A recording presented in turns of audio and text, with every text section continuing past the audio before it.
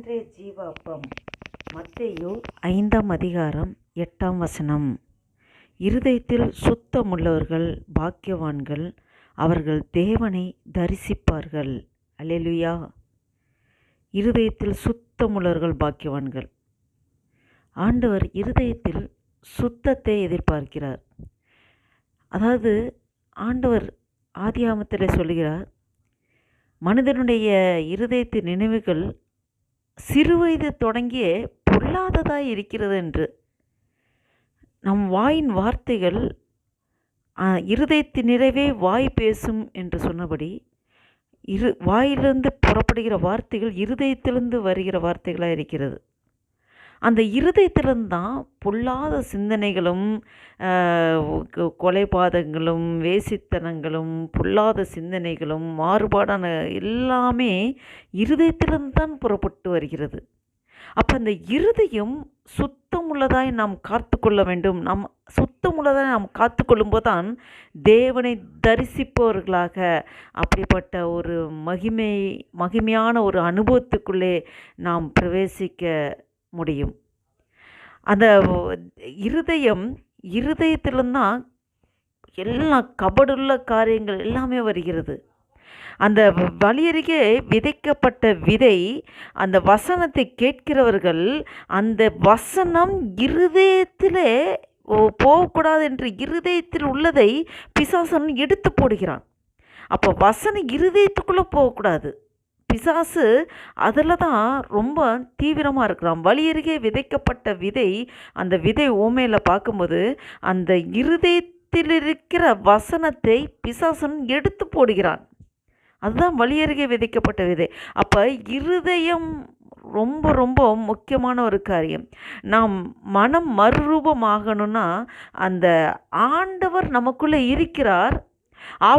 அவர் எனக்குள்ளே இருந்து வாழ்கிறார். நம்மளுடைய சுயம் சாம்பலாய் மாறணும்.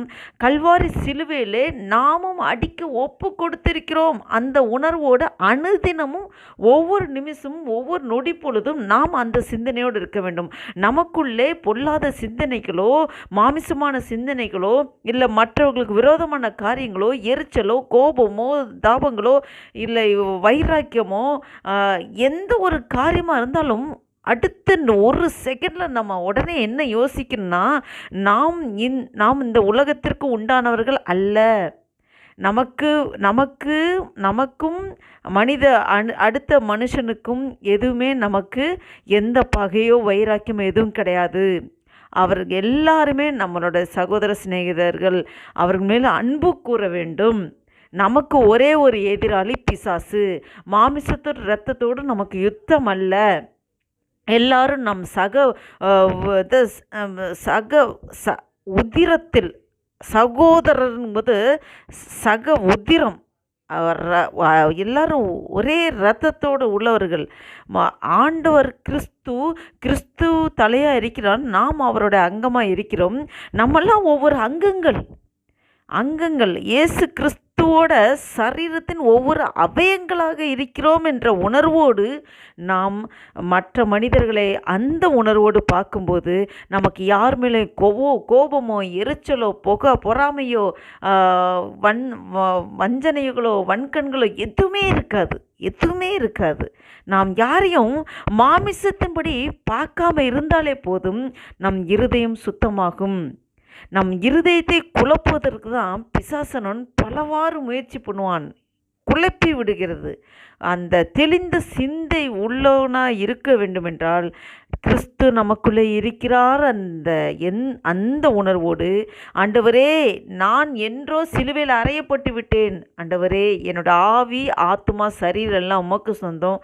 நீரே எனக்குள்ளே இருந்து நீங்களே வாழுங்கன்னு நம்ம முழுவதுமாக ஆண்டவருக்கு விட்டு கொடுக்கணும், அர்ப்பணிக்கணும், ஒப்பு கொடுக்கணும். நாம் அந்த சிந்தனையோடு இருக்கும்போது நம் இருதயத்தை நாம் காத்துக்கொள்வோம். இருதயத்தை சுத்தமுள்ளவர்களாக நாம் காத்துக்கொள்ள முடியும். அப்படி இருதயத்தை சுத்தமுள்ளவர்களாக காத்து கொண்டவர்களை தான் ஆண்டவர் சொல்லுகிறார் பாக்கியவான்கள், பாக்கியவதிகள் என்று. இப்படி இருதயத்தை சுத்தமுள்ளவர்களாக காத்து கொண்டு பாக்கியவான்களாக இருக்கும்போது அவர்கள் தேவனை தரிசிக்கிற ஒரு மகிமையான அனுபவத்துக்குள்ளே கடந்து செல்ல முடியும். அல்லேலூயா. ஒவ்வொரு மேலும் ஆண்டவர் எதிர்பார்க்கிறார், ஒவ்வொருவரையும் அழைக்கிறார். தேவ பிள்ளைகளே, ஒவ்வொருவரோடும் ஆவியானவர் இடைப்பட்டு கொண்டிருக்கிறார். நாம் தேவனை தரிசிக்கிறவர்களாக, இருதயத்தில் சுத்தமுள்ளவர்களாக, பாக்கியவதிகளாக ஒவ்வொரு ஆண்டவர் வேலையில் அழைக்கிறார். அல்லேலூயா. ஜெபம் செய்வோமா?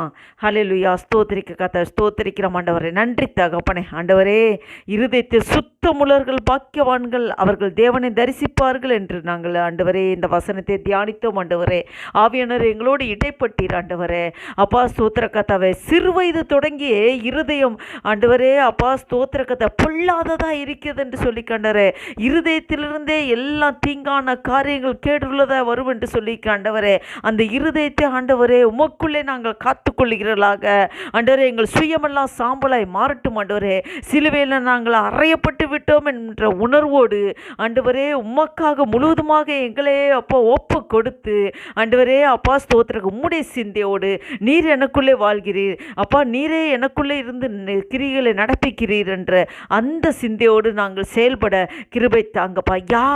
மனிதர்களை யாரையும் மாமிசத்தின்படி நாங்கள் பார்க்காதபடி, எங்களையும் மாமிசத்தின்படி பார்க்காதபடி ஆண்டவரே அப்பா, ஸ்தோத்திர கர்த்தாவே, நீரே எங்களுக்குள்ளே வாழும்படியாக எங்களை முழுவதுமாக அர்ப்பணிக்கிற கர்த்தாவே அப்பா, அந்த புதிய நாளைக்கு ஸ்தோத்திரம். இந்த ஆண்டவரே அப்பா, 29 பிப்ரவரி மாதம் 2024 வருஷத்தை காணும்படியாக எங்களுக்கு ஜீவன் தந்திரே, பலன் தந்திரே, சுகம் தந்திரே. நன்றி அப்பா. அந்த புதிய நாளில் ஆண்டவரே இந்த பிப்ரவரி மாதத்தை நல்லபடியாக முடிக்க அப்பா கிருபை செய்திரே. ஸ்தோத்திரம். இந்த 2024 வருஷத்தின் ஆண்டவரே 2 மாதங்களை ஆண்டவரே அப்பா கிருபையாய் ஆண்டவரே அப்பா, ஸ்தோத்திர கர்த்தாவை நடத்தி வந்திருக்கிறீர். அதுக்காக நன்றி செலுத்துகிறோம் ஆண்டவரே அப்பா, ஸ்தோத்திர கர்த்தாவை. இந்த மட்டும் நீ நடத்தி வந்ததுக்கு நாங்கள் எம்மாத்திரம் ஆண்டவரே எங்களை முற்றிலும் முழுவாக தாழ்த்தி அர்ப்பணிக்க கர்த்தாவே.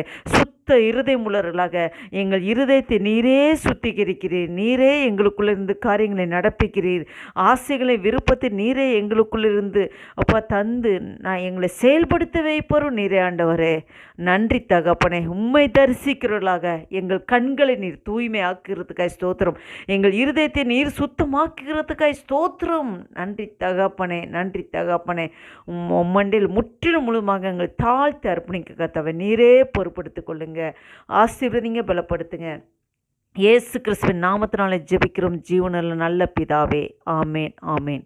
என் ஆத்துமாவை கர்த்தரே ஸ்தோத்திரி, என் முழுவதும் பரிசுத்த நாமத்தை ஸ்தோத்திரி. என் ஆத்துமாவை கர்த்தரே ஸ்தோத்திரி, கர்த்தர் செய்த சகல உபகாரங்கள் மறவாதே. ஆமேன், ஆமேன், ஆமேன்.